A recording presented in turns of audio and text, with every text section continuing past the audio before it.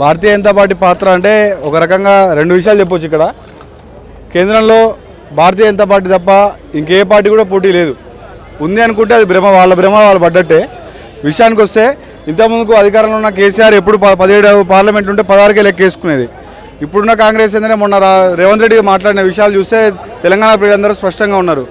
ఎక్కడైనా సరే మోడీ యొక్క సపోర్టు, మోడీ యొక్క దయ, మోడీ యొక్క ఆశయాలతోనే భారతదేశంలోని ఏ రాష్ట్రమైనా అభివృద్ధి చెందుతుంది. ఒక ప్రతిపక్ష పార్టీ సరే ఇక్కడ అధికారంలో కావచ్చు, దేశంలో ప్రతిపక్ష హోదా కూడా లేనటువంటి ఒక పార్టీ యొక్క ముఖ్యమంత్రి క్లియర్గా చెప్పిండు, మోదీ ఉంటేనే అభివృద్ధి సాధ్యం, పెద్దన్న మోడీ భారతదేశానికి ఒక పెద్దన్న అని క్లియర్గా చెప్పడం జరిగింది. ఆ మాటలతో మనమే కాదు దేశ ప్రజలకు, రాష్ట్ర ప్రజలకు కూడా అర్థమవుతుంది. 17కు 17 సీట్లు బరాబర్ మోడీ గెలుస్తుంది. మరొకసారి మోడీ కాదు, మళ్ళీ మోడీ సర్కారే. కేవలం కాంగ్రెస్ కానీ టీఆర్ఎస్ కానీ వాళ్ళ ఉనికి చాటుకోవడానికి ప్రతిపక్ష హోదా కోసం మాత్రమే వాళ్ళు పోటీలో ఉంటారు.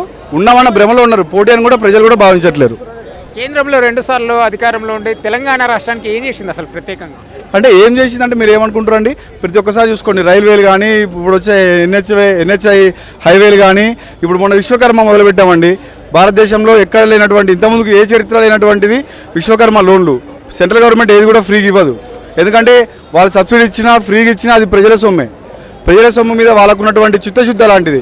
పావుల వడ్డీ అతి తక్కువ రుణాలకి విశ్వకర్మ లోన్లు ఇచ్చింది. అదేవిధంగా సోలార్ ప్యానల్స్ పెట్టింది, కరెంటు బిల్లు. ఇప్పుడున్నటువంటి రాష్ట్ర ప్రభుత్వం 200 యూనిట్లు దాటితే కరెంటు బిల్లు వసూలు చేస్తూ ఉంటుంది. కానీ కేంద్ర ప్రభుత్వంలో ఉన్నటువంటి మోడీ ప్రభుత్వం 200 యూనిట్లు తిరిగి ప్రభుత్వానికి అమ్మే విధంగా భారతదేశంలో ఉన్నటువంటి ప్రతి ఇంటి మీద సోలార్ ప్యానల్స్ పెడుతుంది. ఇంతకంటే ఎక్కువ ఏం కావాలి? ఎన్ని గ్యాస్ సిలిండర్లు ఇచ్చినాం మనం? ప్రతి ఒక్కటి మీరే చూసుకోండి. మొన్న రీసెంట్గా సమ్మక్క సారక్క ఒక గిరిజన యూనివర్సిటీ మొదలుపెట్టినాం. 75 సంవత్సరాల్లో ఎప్పుడన్నా మీరు ఇలాంటివి విన్నారా? జరుగుతున్న ఊహించినారా? ఇంతకంటే ఎక్కువ ఏం కావాలండి? ఈ స్వతంత్ర భారతదేశంలో దాదాపు 50 సంవత్సరాలు పైగా అధికారంలో ఉన్న కాంగ్రెస్ పార్టీ చెయ్యంది ఏంది?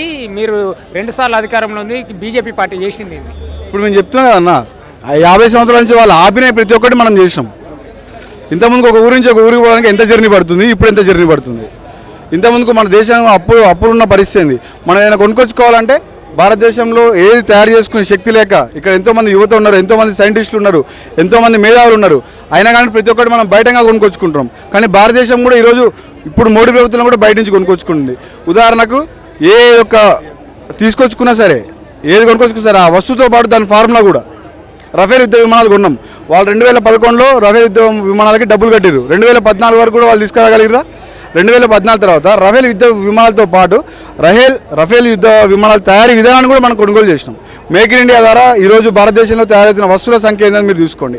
ఇంతకుముందు ఫోన్ వ్యవస్థ చూసుకున్నా, ఏ వ్యవస్థ చూసుకున్నా సరే కేవలం భారతదేశం అనేది విదేశాల నుంచి కొనుక్కునేది. ఈరోజు భారతదేశం నుంచి ఎగుమతి చేసే స్థాయికి భారతదేశం వచ్చింది. ఇంతకంటే ఉదాహరణ ఇంకేం కావాలండి మీకు? తెలంగాణలో ఈ పార్లమెంట్ ఎలక్షన్ ఎన్నికల్లో భాగంగా మీ ప్రత్యర్థి పార్టీ ఎవరైనా భావిస్తారు? ఇప్పుడు ప్రభుత్వంలో ఉన్న కాంగ్రెస్ పార్టీ అని భావిస్తారా, లేకపోతే 2 సార్లు అధికారంలో ఉన్న బీఆర్ఎస్ పార్టీ అని భావిస్తారా? మోడీకి ప్రత్యర్థి అని ప్రపంచంలో లేడు, భారతదేశంలో ఏముంటాడండి? మోడీకి ప్రత్యర్థి లేడు. అది వన్ సైడ్ కొట్టుకుని వెళ్ళిపోతాం అంతే. దాంట్లో ఎట్లాంటి ఇదే ఇప్పుడు కాదు, మళ్ళీ కూడా మోడీ సర్కారే వస్తుంది భారతదేశంలో. భారత్ మాతాకి జై.